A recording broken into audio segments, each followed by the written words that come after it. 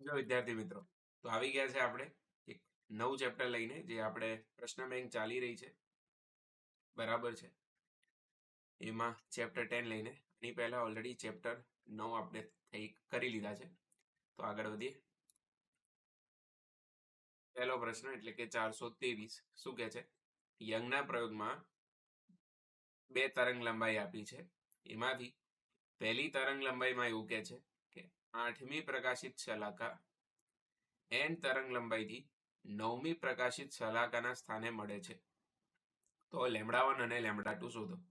તો આ સ્વાધ્યાયનો જે પાંચમો છઠ્ઠો પ્રશ્ન છે, સંપાત થતી હોય ચોથી પ્રકાશિત શલાકા 5મી પર સંપાત થાય છે એવો વાળો પ્રશ્ન છે. તો એમાં તમને જેમ ખબર છે આપણે શું લખીએ છીએ? n λ બરાબર અચળ, બરાબર. અને જો તમારે સમજવું હોય કે કઈ રીતે આ વસ્તુ થાય છે તો એ બી હું તમને સમજાવી દઉં. આપણે જો અહીંયા એક્સપેરિમેન્ટ રિપીટ કરીએ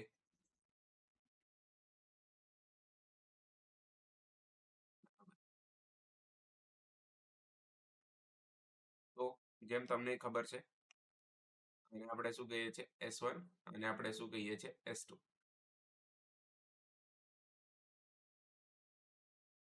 મધ્યસ્થ. હવે ધારો કે હું અહીંયા યલો કલરની બરાબર છે એટલે λ1 વાપરું છું, યલો કલરની લાઈટ. તો એ લાઈટ જે છે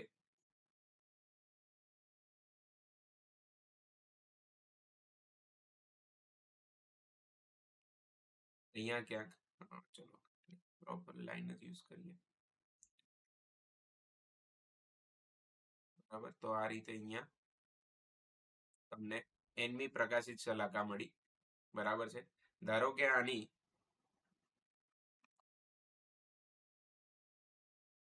ચોથી છે, ફોર્થ. તો આ જગ્યા પર હું જો બીજા કોઈ રંગની લાઈટ યુઝ કરું, ફોર એક્ઝામ્પલ આપણે બીજો રંગ યુઝ કર્યો, ઓકે, એક જ મિનિટ. તો આપણે બીજો રંગ અહીંયા યુઝ કરીએ છીએ, સહેજ અલગ દેખાય એટલે આ રીતે હું દોરું છું, બરાબર. તો આ જે બીજો રંગ આપણે યુઝ કર્યો એની આ કઈ છે? ધારો કે એની આ 5મી છે. એટલે આ બંને માટે અચળ શું થયું? અને આપણે શું કહીએ છીએ? x. તો આ x અચળ થઈ ગયું.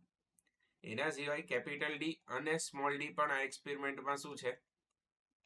અચળ છે, બરાબર. તો આ સૂત્ર આવ્યું કઈ રીતે સમજવું હોય તમારે તો પદ તફાવત એટલે કે R2 - R1, R2 - R1 બરાબર સૂત્ર છે xn d by capital D. અને પ્રકાશિત મળે છે તો આની જગ્યાએ શું લખાય? n lambda xn d by capital D. આ પદ તફાવતનું સૂત્ર છે xn d by capital D. હવે આમાં x, ડી અને કેપિટલ ડી તો અચળ છે. ધારો કે અપ્રકાશિત હોત તો આપણે સૂત્ર લખત 2n + 1 λ/2, બરાબર. તો n લેમ્ડા બરાબર અહીંયા શું લખાશે? અચળ.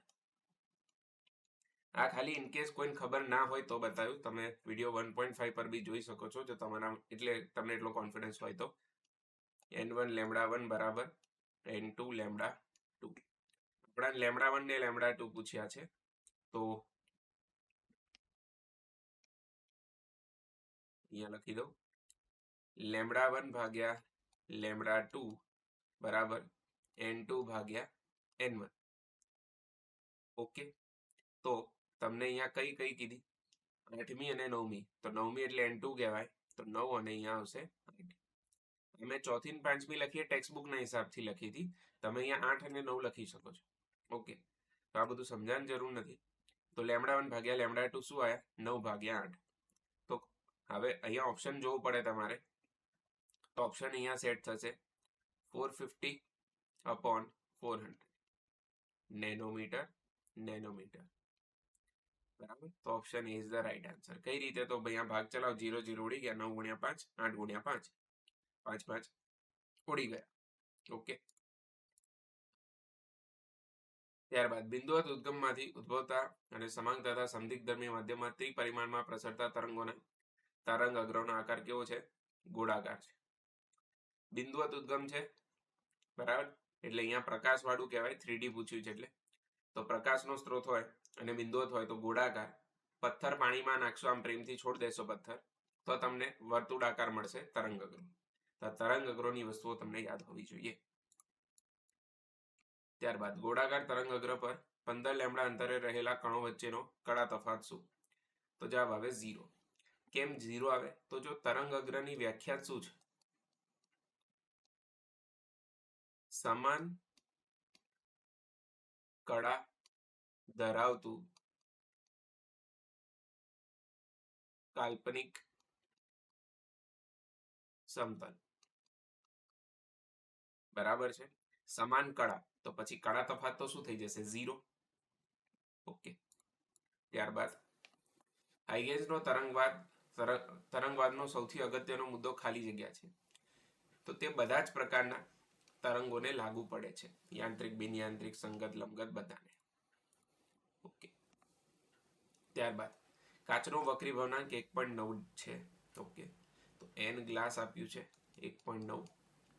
ત્યારબાદ તેની જાડાઈ d છે અને તેમાંથી પસાર થતા લાગતો સમય t છે પ્રકાશના તરંગને. હવે એવું કહે છે 1.5d લેવલ સુધી પારદર્શક બીકરમાં ભરેલા પાણીમાંથી પસાર થતા લાગતો સમય પણ આ જ છે.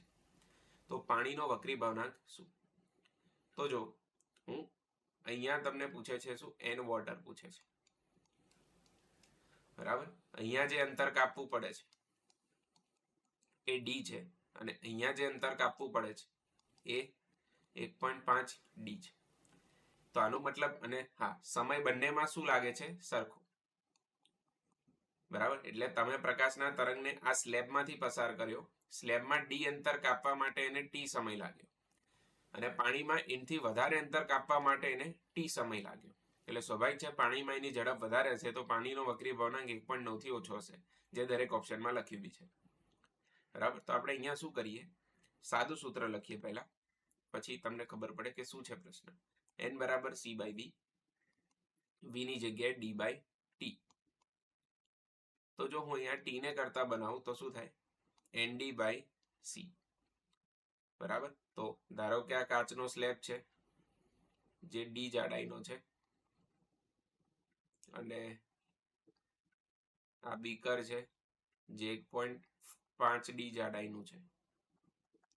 તો અહીંથી પ્રકાશના તરંગને પસાર થતા t સમય લાગે છે અને અહીંથી આ રીતે વિચારી લો, પ્રકાશના તરંગને પસાર થતા t સમય લાગે. બંનેનો સમય સરખો છે. તો આપણે અહીંયા સિમ્પલી શું લખશું? Time for glass end time for water, આ બંને સેમ છે. તો સૂત્ર શું લખાશે?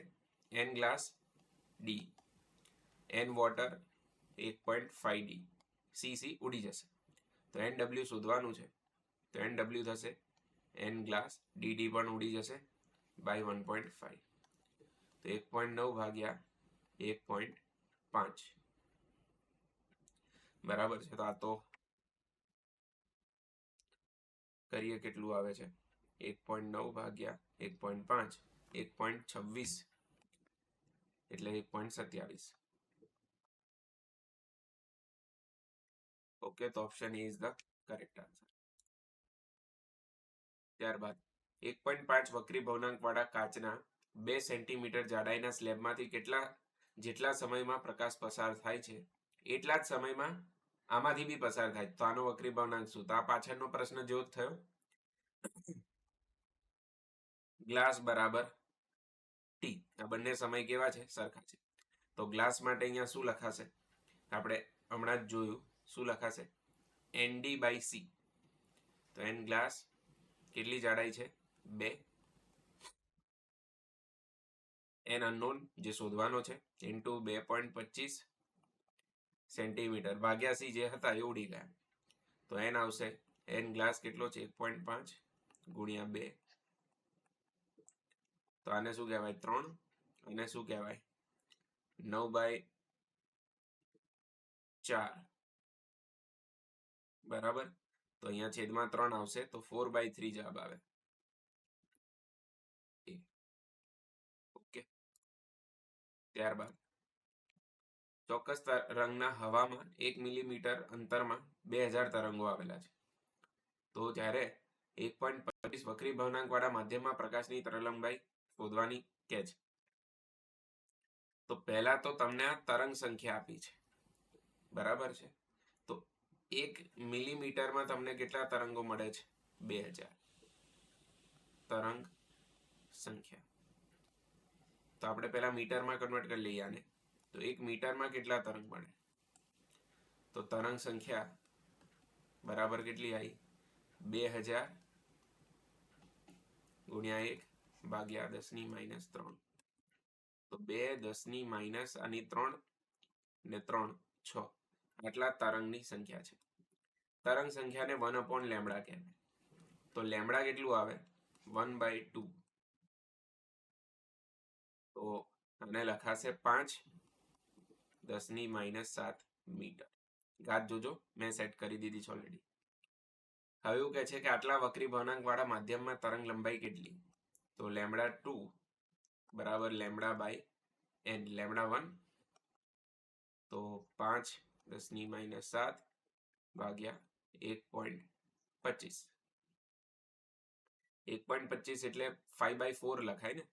તો 5 5 ઉડી જશે તો અહીંયા આવશે 4 10⁻⁷ એટલે 4000 એંગસ્ટ્રોમ. આ લોકો એંગસ્ટ્રોમ ને ડી વડે દર્શાવ્યું છે. બરાબર છે. તો સારો પ્રશ્ન છે. આ કઈ રીતે આવ્યું ઇન કેસ તમને ના ખબર પડી હોય તો C/V. C ની જગ્યાએ λf, V ની જગ્યાએ λf. આવૃત્તિ ના બદલાય તો λ2 બરાબર આ હવા અને આ જે પણ માધ્યમ છે. ઓકે. ત્યારબાદ નીચેનામાંથી કયા તરંગોમાં વ્યતિકરણ મળે છે?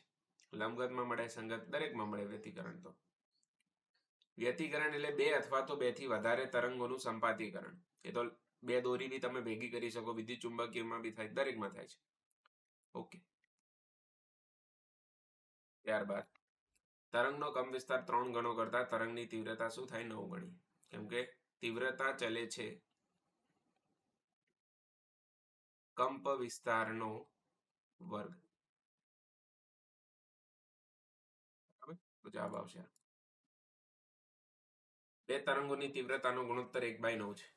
તો આ તરંગનું વ્યતિકરણ થાય તો મહત્તમ ને લઘુત્તમ તીવ્રતાનો ગુણોત્તર જણાવો. તો જો મહત્તમ તીવ્રતા કેટલી થાય? તો કંપ વિસ્તારના સરવાળાના વર્ગ જેટલી થાય. બરાબર? કેમ કે વ્યતિકરણ એટલે 2 તરંગ ભેગા થાય છે. તો બંને તરંગના શૃંગથી શૃંગ મળતા હોય અથવા તો ગર્તથી ગર્ત મળતા હોય ત્યારે તમને સરવાળો મળશે અહીંયા. બરાબર છે. અને લઘુત્તમ તો શૃંગથી ગર્ત. આવું એટલે આવું આપણે લાવવાનું છે. તો અત્યારે તમને શું આપ્યું છે પ્રશ્નમાં એ જોજો. તીવ્રતાઓનો ભાગાકાર એટલે I1 ભાગ્યા I2 તમને આપ્યા છે 1/9. ઓકે. હવે પૂછે છે શું? Imax. Imax માટે મારે એ જોઈએ અહીંયા. તો તીવ્રતા ચલે છે કંપ વિસ્તારનો વર્ગ તો A1²/A2² લખાશે અહીંયા. ઓકે. તો A1 ભાગ્યા A2 શું થશે? 1/3. ઓકે. તો હવે જો અહીંયા હું સરવાળો કરું, બરાબર, તો કેમ કે અહીંયા 1/9 છે એટલે બીજી તીવ્રતા વધારે છે પહેલા કરતા, તો A2 + A1 upon A2 - A1 કરવું પડશે. તો અહીંયા બી એ જ વસ્તુ થઈ જશે. A2 + A1 A2 - A1. જો કે ઉપરવાળાને તો ફરક નહીં પડે બટ સ્ટીલ. તો ઉપર A1 + A2 કરીએ કેમ કે આપણા મહત્તમ થી લઘુત્તમ કીધું છે તો આ મહત્તમ થશે. તો 1 + 3 4 ને 3 - 1 2. 4/2 શું થાય? 2. અને હવે આનો શું કરી દઈએ? વર્ગ.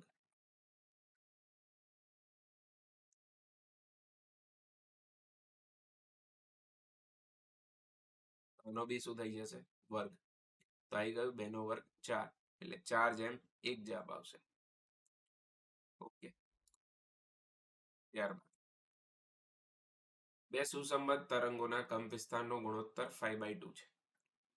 A1/A2 5/2 છે. તેમનાથી ઉદ્ભવતી સ્થિત વ્યતિકરણ બાદ માટે સહાયક અને વિનાશક વ્યતિકરણ માટેની શલાકાઓની તીવ્રતાઓનો ગુણોત્તર શું થાય? તીવ્રતા. તો જો તીવ્રતા લાવી હોય તો અહીંયા શું કરવો પડે? વર્ગ. બરાબર. તો અચ્છા, અહીંયા મહત્તમ ને લઘુત્તમ એ રીતે પૂછ્યું નથી, બટ ખરેખર જે જવાબ આપ્યા છે એ પ્રમાણે તો બરાબર અહીંયા 49/9 જવાબ આપ્યો છે.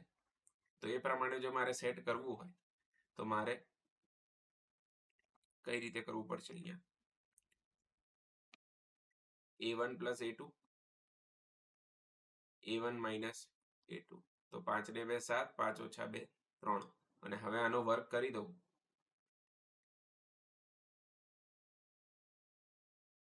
49/9 ટાઈમ x.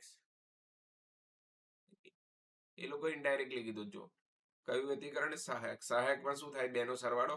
વિનાશકમાં શું થશે? બંનેની બાદબાકી. તો આ રીતે આ પ્રશ્ન સોલ્વ થશે. ઓકે, બાકી તમે ડાયરેક્ટ તીવ્રતા લખત તો 25/4 બી જવાબ આવી શકતો હતો. તો ધ્યાન રાખવું. કયું સૂત્ર સાચું છે? બાકીના બે ઓપ્શન તો જતા રહ્યા છે. તો કડા તફાત બરાબર ડી જવાબ આવે. 5 બરાબર. ઓકે, હજી અહીંયા છેદમાં લેમ્ડા આવશે કેમ કે પદ તફાત શું છે? r2 - k r2 - r1/2. ખરેખર તો સૂત્ર આવું છે કડાના તફાતનું, k r2 - r1/2. બરાબર, તો એક બી ઓપ્શન છે નહીં. બરાબર, આ નજીકનો ટીક કર્યો બટ સ્ટીલ. સહાયક વ્યતિકરણની પદ તફાતના પદમાં શરત શું? સહાયક પૂરું. ત્યારબાદ એક બિંદુએ સંપાત થતા સમાન તરંગ લંબાઈ વાળા બે તરંગો વચ્ચે પદ તફાત કેટલો છે? 13 લેમ્ડા. તો તે બિંદુએ ખાલી જગ્યા પ્રકારનું અને ખાલી જગ્યા ક્રમનું. તો જો કોઈ પણ લેમ્ડા હોય, બરાબર, તો એ સહાયક કહેવાશે. અને 13 છે તો 13મું જ કહેવાશે. કેમ કે પદ તફાતનું સૂત્ર શું છે? n lambda. n બરાબર 0 થી ચાલુ થાય છે. તો 0 ને શું કહેવાય? મધ્યસ્થ વ્યતિકરણ છે. તો મધ્યસ્થ અધિકતમ કહેવાય. તો પહેલા ને પહેલું કહેવાય, બીજા ને બીજું કહેવાય. તો 13મા ને 13મું કહેવાશે. ત્યારબાદ યંગના વ્યતિકરણના પ્રયોગમાં આટલી તરંગ લંબાઈનો પ્રકાશ વાપરતા શલાકાની પહોળાઈ આટલી મળે છે. તો જો શલાકાની પહોળાઈમાં આટલો ઘટાડો મેળવવા ખાલી જગ્યા તરંગ લંબાઈ વાળો પ્રકાશ વાપરવો જોઈએ. તો λ1 તરંગ લંબાઈ 640 નેનોમીટર. ત્યારે શલાકાની પહોળાઈ એટલે બીટા તમને આપી છે 2.4 × 10⁻⁴ મીટર. ઓકે, હવે તમને એવું કહે છે કે એટલો ઘટાડો જોઈએ છે, આટલી નથી જોઈતી, આનામાં આટલો ઘટાડો જોઈએ છે. તો તરંગ લંબાઈ કેટલી વાપરવી પડે? તો બીટા ડેશ કેટલું છે? તો 2.4 માંથી જો તમે 0.9 બાદ કરશો, બરાબર, તો 1.5 આવશે. તો જો આનું સૂત્ર શું લખાય? λ1 capital D by small d. આનું શું લખાય? λ2 capital D by small d.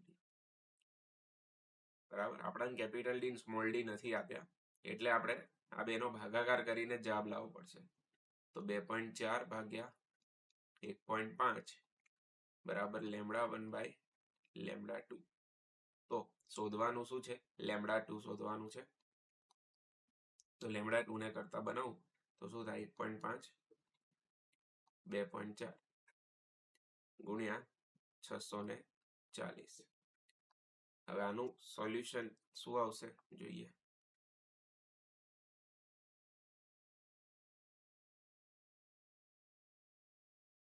એક 1.5 ગુણ્યા 640 ભાગ્યા 2.4, 400 જવાબ આવશે. ઓકે, જે ઓપ્શનમાં નથી. ઓપ્શન પ્રમાણેનો જવાબ મેળવવા માટે અહીંયા ઘટાડાની જગ્યાએ લગભગ વધારો છે. તો જો વધારા માટે 2.4 માં તમારે 0.9 ઉમેરી દેવાના, બરાબર છે. તો જો ત્યારે નવો જવાબ શું આવશે? અહીંયા λ2. ઓકે, કેમ કે દરેક ઓપ્શન વધારે જ છે તો એટલે મેં અહીંયા વધારો છે એવું વિચાર્યું. ઓપ્શન જોશો ને દરેક તો મોટા ઓપ્શન છે 640 થી મોસ્ટલી. ઓકે, તો 2.4 વત્તા 0.9 કરીશું તો શું આવશે? 3.3 640.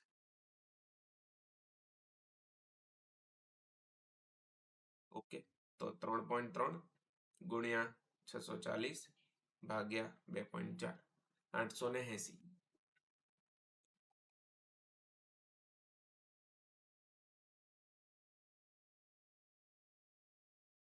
ઓકે, આ રીતે થાય છે, પણ પ્રશ્નમાં કરેક્શન છે. ત્યારબાદ વિવર્તન એટલે જો વિવર્તન એટલે તરંગનું વળાંકની વાંકા વળવું. આ વળાંકની જગ્યાએ જો વાંકા હોત તો બરોબર છે, એટલે ઓપ્શન એ ના આવે. વેગ ઘટાડો ના થાય, તરંગ અગ્રનું વિભાજન ના થાય, તો આ જ આવશે. મર્યાદિત ભાગ એટલે કે જે શાર્પ ઓબ્જેક્ટ છે ત્યાંથી તરંગનું વાંકા વળવું, એ ઘટનાને શું કહેવાય છે? વિવર્તન કહેવાય છે.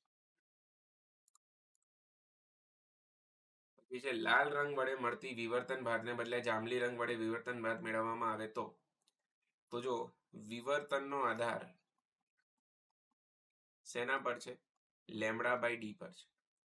હવે તમને ખબર પડવી જોઈએ કે લાલ રંગ અને જાંબલી રંગમાં તમે લાલની જગ્યાએ શું વાપરો છો? જાંબલી રંગ વાપરો છો. તો કોની તરંગ લંબાઈ વધારે છે? તો લાલની વધારે છે. તો લાલની જગ્યાએ જાંબલી વાપરો તો તરંગ લંબાઈ ઘટે, તો વિવર્તન બી ઘટી જાય. બરાબર? તો વિવર્તન ભાત શું થાય છે? સાંકડી બનશે. ઊંધું બી કરી શકે. તમને એવું કે વાદળી રંગની જગ્યાએ પીળો રંગ વાપરો છો તો પીળાની તરંગ લંબાઈ વધારે છે, તો પછી વિવર્તન ભાત છોટી દેખાશે. ઓકે. ત્યારબાદ ન્યૂનતમ માટેની શરત, તો એ સાઇન થીટા બરાબર n લેમ્બડા, અને n 1 થી ચાલુ થશે. બરાબર? તો એ સાઇન થીટા બરાબર n lambda, option A is the right answer. અહીંયા 1 2 3 એ રીતે. ઓકે, વિવર્તનમાં બધું 1 થી જ ચાલુ થાય છે. ફ્રોનહોફર વિવર્તનમાં જેમ શલાકાઓનો ક્રમ વધતો જાય તેમ શલાકાની પહોળાઈ બી ઘટે અને તીવ્રતા બી ઘટે છે. શલાકાની પહોળાઈ અને તીવ્રતા ઘટતી જાય છે. બરાબર? કેમ કે મધ્યસ્થ તમને જે મળશે ને, તમને જે મધ્યસ્થ મળશે અહીંયા એ સૌથી મોટી હશે. પછી જે પ્રથમ બનશે ને નાની હશે, એના પછી હજી નાની હશે. આ રીતે ઘટતા ઘટતા છેલ્લે શું થઈ જશે? 0. વ્યતિકરણમાં દરેક શલાકાની પહોળાઈ અને તીવ્રતા સરખી હોય છે. ત્યારબાદ ફ્રોનહોફર વિવર્તનમાં આપાત પ્રકાશની તરંગ લંબાઈ 4000 એંગસ્ટ્રોમ છે. પ્રથમ ન્યૂનતમ થીટા 30 મળે છે. તો મધ્યસ્થ, હવે એકચ્યુઅલી અહીંયા મધ્યસ્થ અધિકતમ ના પૂછી શકે, એ કોઈ બી ખૂણે ના મળે. મધ્યસ્થ અધિકતમ 0 ડિગ્રીના કોણે મળે. બરાબર? કેમ કે તફાવત શું હોય છે? 0. ઓકે, કોઈ બી મધ્યસ્થ અધિકતમ ના. તો પછી અહીંયા પૂછ્યું શું છે? પ્રથમ અધિકતમ, એવું માનીને ચાલુ. બરાબર? તો પ્રથમ અધિકતમ પૂછ્યું છે. તો જો એ સાઇન થીટા બરાબર n લેમ્બડા, આ શેની શરત છે? ન્યૂનતમની. અને પહેલું કીધું તો n બરાબર 1. તો અહીંયા લેમ્બડા આવી ગયું. એ સાઇન 30 શું થાય? 1/2, કેમ કે 30 ડિગ્રીનો ખૂણો બી કીધો છે. તો એ બરાબર શું આવશે? 2 લેમ્બડા. હવે આનો જ ઉપયોગ આપણે આમાં કરશું પ્રથમ અધિકતમ માટે. તો અધિકતમ બરાબર જવાબ આવશે અહીંયા 2n + 1 લેમ્બડા બાય 2. આ ખૂણો તમને પૂછ્યો છે. હવે n શું લખવાનું? તો પ્રથમ છે તો 1 લખવાનું, 3 લેમ્બડા બાય 2. એની જગ્યાએ શું આવશે? અહીંયા 2 લેમ્બડા. તો લેમ્બડા લેમ્બડા ઉડી ગયા, 2 છેદમાં જશે તો સાઇન થીટા આવશે 3/4. ઓકે, અહીંયા ખાસ ધ્યાન રાખજો, અહીંયા 0 થી કશું ચાલુ નથી થતું વિવર્તનમાં. વ્યતિકરણમાં 0 મળે છે, એ બી શેમાં મળે છે તમને? મહત્તમમાં, એટલે પ્રકાશિતમાં n લેમ્બડા વાળી શરતમાં. તો આ કન્ફ્યુઝ ના થતા, જેટલી વાર લખશો એટલી વાર તમને ક્લિયર થશે. ત્યારબાદ આટલા નેનોમીટર તરંગ લંબાઈ વાળા પ્રકાશ દ્વારા આટલી પહોળાઈની સ્લિટ દ્વારા મળતા વિવર્તનમાં પ્રથમ ક્રમના મહત્તમનો વિવર્તન કોણ કેટલો? તો પ્રથમ ક્રમનું મહત્તમ, તો આ જ લખવું પડશે 2n+1 λ/2. n બરાબર શું લખશું 1, ખૂણો જ પૂછ્યો છે. એ કેટલું છે તો સ્લિટની પહોળાઈ કેટલી 0.55 sin θ 3 λ/2. તો sin θ થશે 3.55 નેનોમીટર. એક જ મિનિટ, 55 10⁻⁹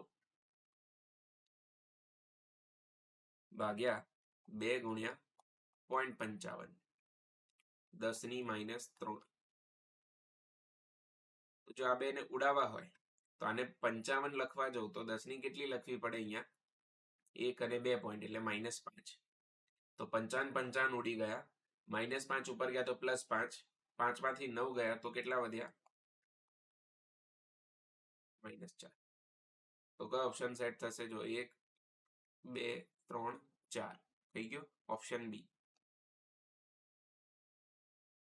ઓકે, ત્યારબાદ આટલી એંગસ્ટ્રોમ તરંગ લંબાઈ વાળો પ્રકાશ સ્લિટ પર આપાત કરતા 4 ના કોણે મધ્ય સદિક્તમની બંને બાજુએ પ્રથમ ન્યૂનતમ રચાય છે. એટલે પ્રથમ ન્યૂનતમનો ખૂણો આપ્યો a sin θ બરાબર n લેમ્બડા. n બરાબર +or -1 લખી શકો એટલે બંને બાજુ મળે છે. a sin 4 into n lambda 1 આવું થશે. પૂછે છે શું સ્લિટની પહોળાઈ, તો λ/sin 4 6980. sin 4 ની કિંમત 0.0698 સમથિંગ જ થાય છે બરાબર. અને જવાબ શેમાં માંગ્યો છે મિલીમીટરમાં. તો આને 6980 લખવું હોય તો 1 2 3 4 બરાબર 10⁻⁴ આવશે, જે ઉપર જશે +4 થશે બરાબર. અથવા તો આ બેનો ભાગાકાર કરું તો અહીંયા મને 100 પોઈન્ટ સમથિંગ મળે. તો 1 10 ની કેટલી લખાશે અહીંયા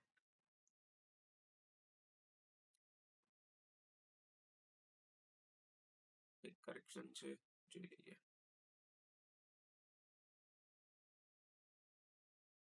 6980. અચ્છા પહેલા સાઈન ની કિંમત તો જોઈ લઈએ. તો 4 sin 0.069756 મળે છે એટલે લગભગ એ તો સાચું છે.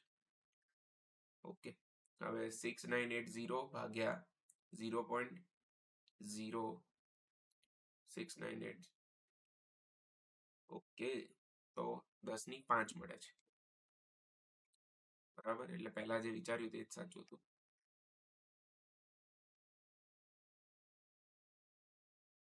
બરાબર 6980 બાય ધીસ કરીશું બરાબર. એટલે 1 2 3 4 બરોબર છે. આ બેનો ભાગાકાર શું મળે છે 1 લાખ એટલે 10⁻⁵ મીટર બરાબર. કેટલા મિલીમીટર લખાય 0.01 ને મિલી કહેવાય. તો 2 છે દરેક ઓપ્શનમાં એટલે બીજી કંઈક ભૂલ હશે તો આપણે નજીકનો જવાબ આ ટીક કરી શકીએ બરાબર. પ્રશ્ન બેંકમાં બહુ ભૂલ છે આ વખતની. આપણાને તો સોલ્યુશન થી મતલબ હોવો જોઈએ. શું છે માલસનો નિયમ આવ્યો. હાઈ ઝીરો તીવ્રતા વાળા અદ્રવ્યભૂત પ્રકાશના માર્ગમાં 2 પોલેરોઇડ એવી રીતે મૂકેલા છે કે જેથી બીજા પોલેરોઇડમાંથી પ્રકાશ નિર્ગમન પામતો નથી. તો જો આ પહેલો પોલેરોઇડ, બીજો પોલેરોઇડ. હવે જો એની દગ અક્ષ લઈએ તો પહેલો પોલેરોઇડ આમ મૂકું તો બીજો એક્ઝેક્ટલી આમ મૂકું ને 90 ડિગ્રીના કોણે એની દગ અક્ષ જતી હોય ત્યારે પ્રકાશ બહાર જશે નહીં. હવે ત્રીજો પોલેરોઇડ પણ મૂકવામાં આવે છે. પ્રથમ પોલેરોઇડની દગ અક્ષ સાથે થીટા ખૂણે મૂકવામાં આવે છે.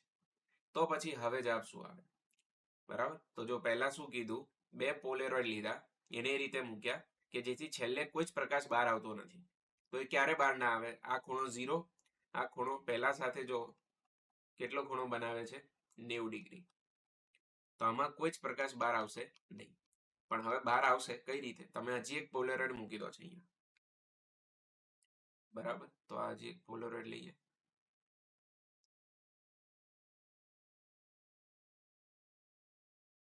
ઓકે, અને એની દગ અક્ષ કઈ રીતે આપી છે, સેકન્ડ.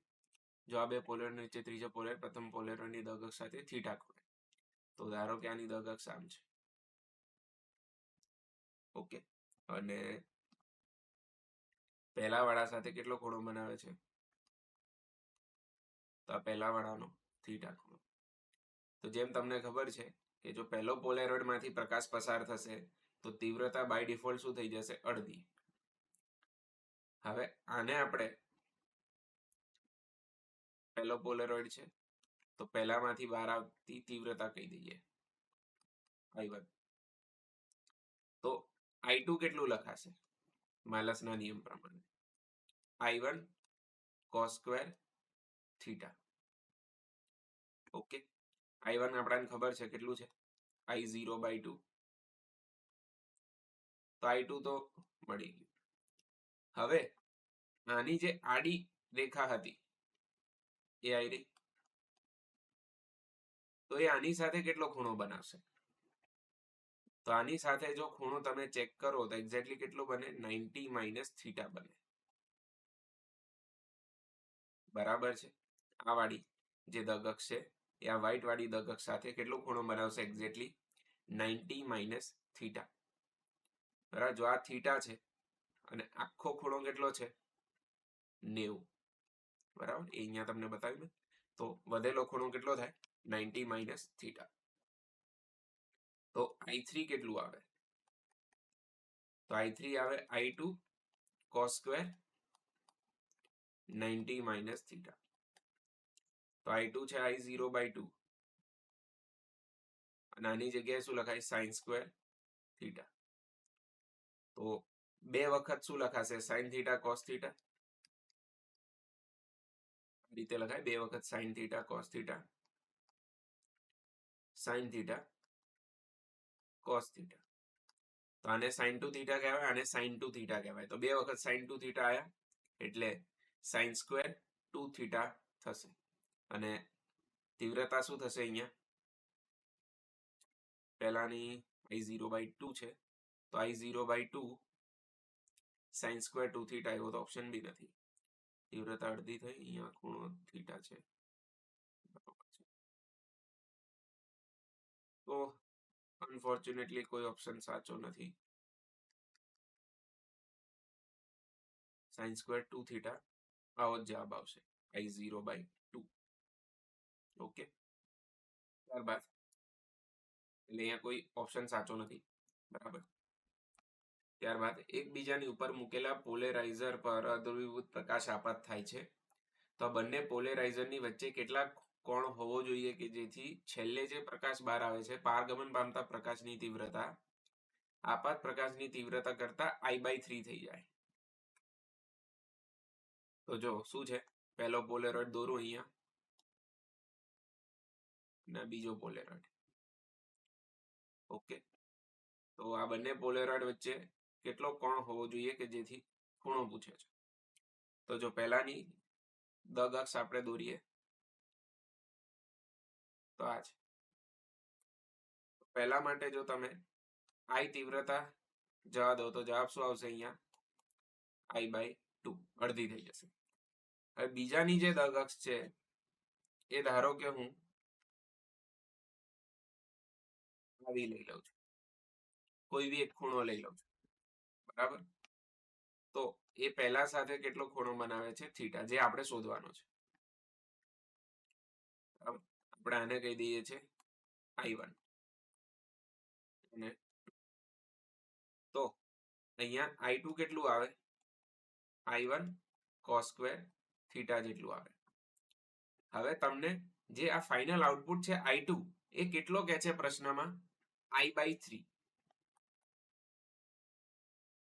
અને I1 કેટલો છે, I/2, એટલે આવું કે છે, બરાબર. આપણે પહેલા ખૂણો શોધવાનો છે કે આ ખૂણો કેટલો લખશો કે જેનાથી ફાઇનલ આન્સર શું આવે, I/3, ઓકે. તો I cancel, cos square theta એટલે 2/3, તો cos થીટા એટલે √2/3. તો શું જવાબ આવશે? કેલ્સીમાં જોવું પડશે, તમારે તો લોગ ટેબલમાં જોવું પડશે. જો આ પ્રશ્ન પૂછે તો એટલે તમને લોગ ટેબલ આપવું પડે. લઈ જવાનું તો બોર્ડમાં અલાઉડ નથી. એટલે તો 2/3 કર્યું પહેલા, પછી એનું શું કરીશું? રૂટ. તો 0.8164 જવાબ આવે છે. અને cos 0.8164 ક્યારે આપશે? 54.7 પર. So option A is the right answer. ત્યારબાદ 5 પોલેરોઇડને એકબીજાને સ્પર્શે તે રીતે ગોઠવીને એક તંત્ર બનાવ્યું છે. દરેકની સમાન અક્ષને એક પછી એક પોલેરોઇડને 60 નું પ્રમાણ આપવામાં આવે છે. તો છેલ્લા પોલેરોઇડમાંથી નિર્ગમન પામતા પ્રકાશની તીવ્રતા કેટલી હશે? બરાબર. તો જો પહેલો પોલેરોઇડ વાપરો, બરાબર, એની દગક્ષ દોરી દઈએ.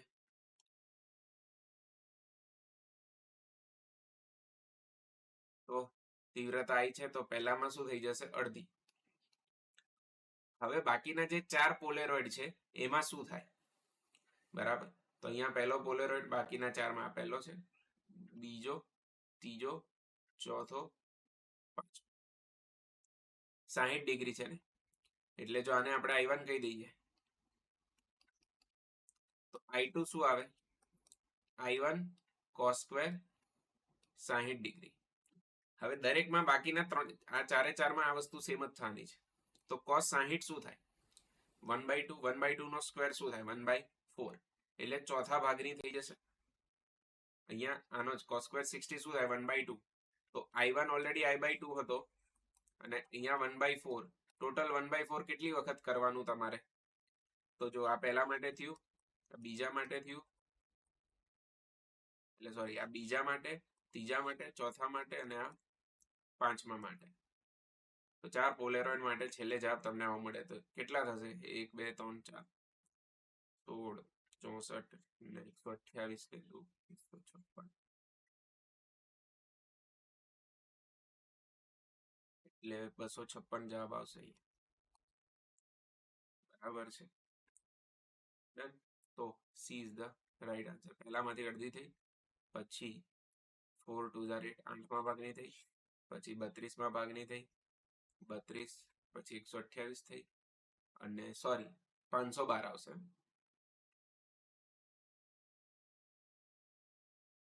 512 is the right answer. Okay. ત્યારબાદ નીચેનામાંથી કયા તરંગોમાં વ્યતિકરણ મળી શકે? દરેકમાં મળી શકે. ઓલરેડી આપણે આ વસ્તુ જોયેલી છે. ત્યારબાદ 2 તરંગના સમીકરણ આપ્યા તમને.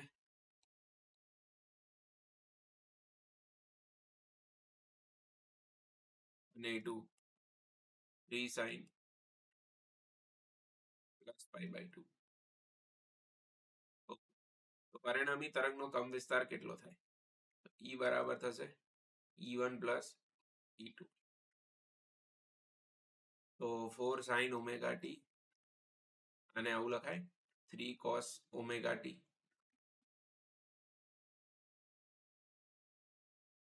હવે આ જે સમીકરણ છે ને એ કંઈક આવું બને. આ 4 ને કહેવાય A cos phi, અને આ 3 ને કહેવાય B sin phi. બરાબર.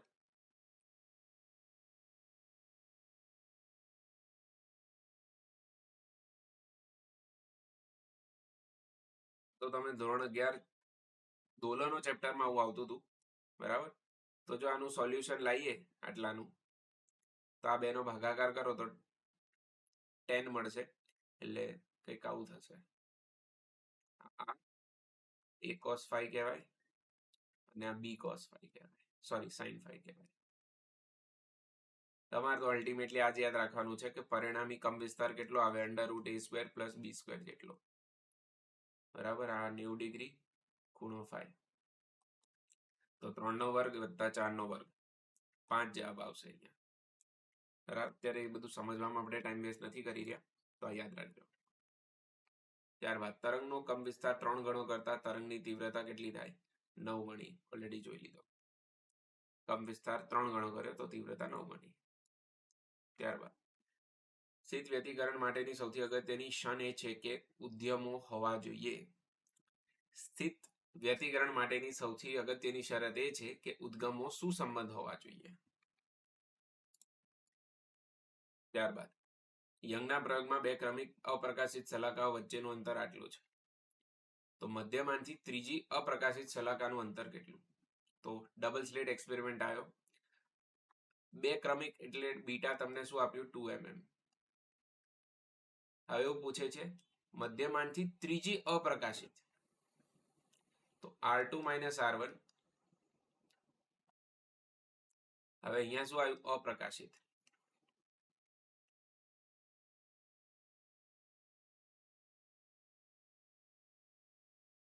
બરાબર.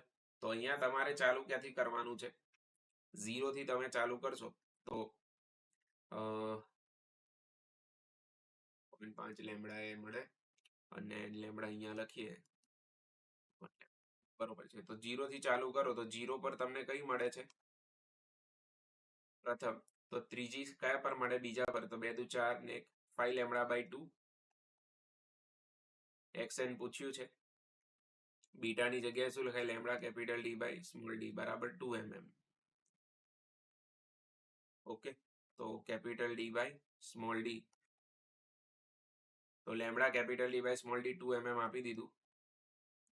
તો 5/2 × 2, તો 2 2 ગયા 5 mm. બરાબર. આમાં ખાસ ધ્યાન રાખજો, n મેં શું લખ્યું છે? 2. વ્યતિકરણમાં શરત શું છે? પ્રકાશિતની n લેમ્બડા અને n ચાલુ ક્યાંથી તમે કરશો? 0 1 2 3. 0 ને કહેવાશે મધ્યસ્થ. આ પહેલી, આ બીજી એ રીતે. અને આમાં 2n + 1 લેમ્બડા/2. 0 થી ચાલુ કરવાનું. 0 ને કહેવાશે પ્રથમ. ઓકે. તો આ એક કન્ફ્યુઝન ના થાય, ધ્યાન રાખજો. ત્યારબાદ બે સ્લિટ વચ્ચેનું અંતર અડધું કરો છો અને પડદાને એનું વચ્ચેનું અંતર બમણું કરો છો. તો આ બમણું કર્યું અને અડધું કર્યું, તો જવાબ આવશે 4. ત્યારબાદ યંગના પ્રયોગમાં જો એક સ્લિટ બીજી સ્લિટ કરતા બમણી પહોળાઈની લેવામાં આવે તો વ્યતિકરણમાં શું થાય? હવે આમાં તો જો ખરેખર તો કોઈ સાચો ઓપ્શન આપ્યો નથી એઝ સચ. જો તમને એવું કહે છે S1 છે ને S2 છે, તો જો આની પહોળાઈ તમે વધારે લઈ લો, આ બાજુ તમને તીવ્રતા ઓછી મળશે. અહીંયા આના કરતા આની તીવ્રતા કેવી દેખાશે? અહીંયા વધારે. એટલે પ્રકાશિત શલાકાઓની તીવ્રતા ઘટી ગઈ એવું કહેવાય ને અપ્રકાશિત શલાકાની તીવ્રતા વધી ગઈ એવું કહેવાય. બટ તમે ખાલી આ પાર્ટનું જુઓ, નીચેના પાર્ટનું, તો એ તો બંને ઘટે છે, પ્રકાશિત અપ્રકાશિત. અપ્રકાશિતની તીવ્રતા એ સચ હોતી નથી, કશું દેખાતું નથી. બટ સી રાઈટ આન્સર આપ્યો છે, તો એ પ્રમાણે એમને શું સેટ કર્યું છે લોજિક, હું તમને એ સમજાવી શકું કે અહીંયા જે શલાકાઓ મળે છે એની તીવ્રતા નીચેવાળાની કમ્પેરિઝનમાં કેવી છે? વધી ગઈ છે. બરાબર. તો આની પ્રકાશિત શલાકાઓની તીવ્રતા ઘટી ગઈ અને આની અપ્રકાશિત શલાકાઓની તીવ્રતા વધી ગઈ એવું કહેવા માંગે છે. ઓકે. ત્યારબાદ પાત્ર માધ્યમમાં પ્રકાશનો વેગ v1 છે. ઘટ માધ્યમમાં I આપાત કોણ આપાતથી પસાર થાય ત્યારે તેનો વેગ v2 બને છે. સ્વાભાવિક છે ભાઈ, v1 > v2 હોય. પાત્રમાં પ્રકાશનો વેગ વધારે, અહીંયા ખૂણાનો કોઈ સંબંધ જ નથી. ઓકે. અને આની સાથે આ ચેપ્ટરના MCQ થયા પૂરા. તો મળીએ નેક્સ્ટ ટાઈમ ચેપ્ટર 11 સાથે. ત્યાં સુધી તમારી એટલું ધ્યાન રાખજો. Tata, bye bye and take care.